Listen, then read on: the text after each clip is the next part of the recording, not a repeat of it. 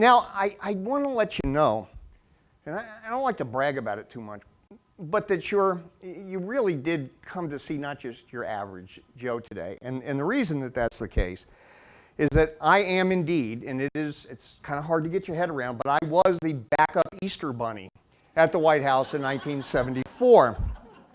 That sadly is true. And I want to tell you about that. On Easter Monday, 1974, walk back with me to those days.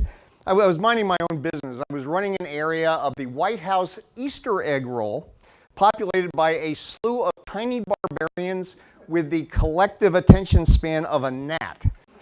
We had Porky Pig there. He was getting on my nerves, and I wanted to strangle a kid who had taken God knows what and had come up to me and decided to use me as a human towel and put his hands on my leg and left me with brown stains on my suit and everything else. So I was ready. I had had enough of it, and on my way back to the East Wing, just as my shift from hell had ended, I saw the woman who was in charge of the Easter event. We called her the bunny boss in those days. And she was standing near the starting line for the egg races. And she waved at me. And I waved back happily. And then I noticed that her wave was more like this. It was like, come here. And so I walked over, and she looked me over from head to toe. And then she said, there's a problem. The Easter bunny, she said, wasn't feeling well. She was overheated. Now, you could live your entire life and never hear anybody utter those words, okay? And that would be a good thing, I can assure you.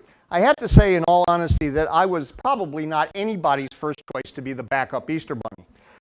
I was an unknown quantity as an Easter bunny, and there was probably a clue that my patience was unraveling when my first words to the bunny boss were, I can't wait to get the hell out of here. And probably the growing look of horror on my face as I realized what was going to happen didn't help either. I was handed the head and body and given strict instructions that the children couldn't see a disassembled Easter bunny.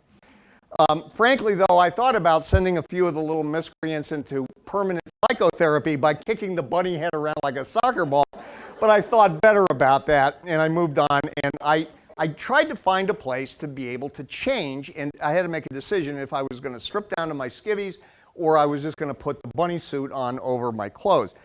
I don't remember which men's room I decided to go into, but I can tell you that I could not have made possibly a worse choice.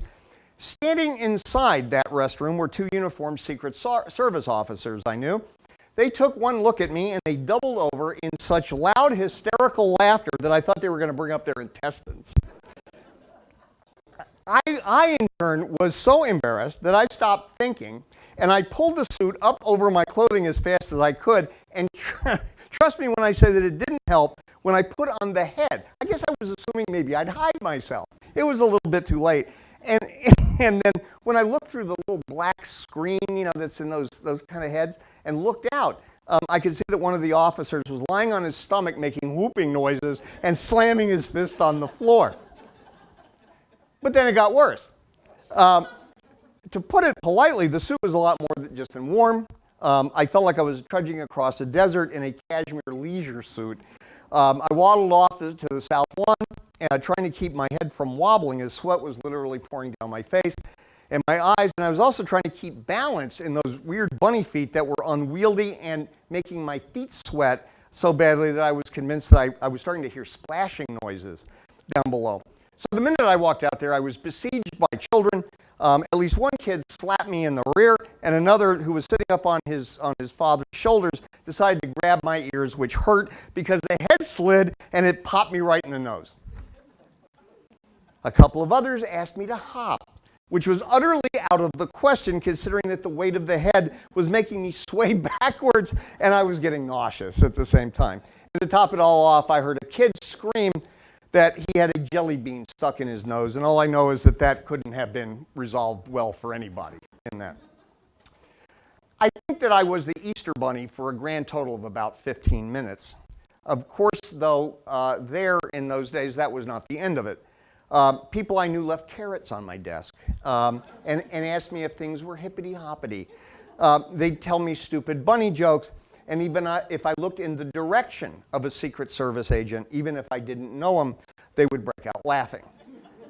And in fact, the only thing that brought that to an end was when President Nixon released the transcripts of the Watergate tapes a few weeks later. And then everybody's conversation in the White House changed.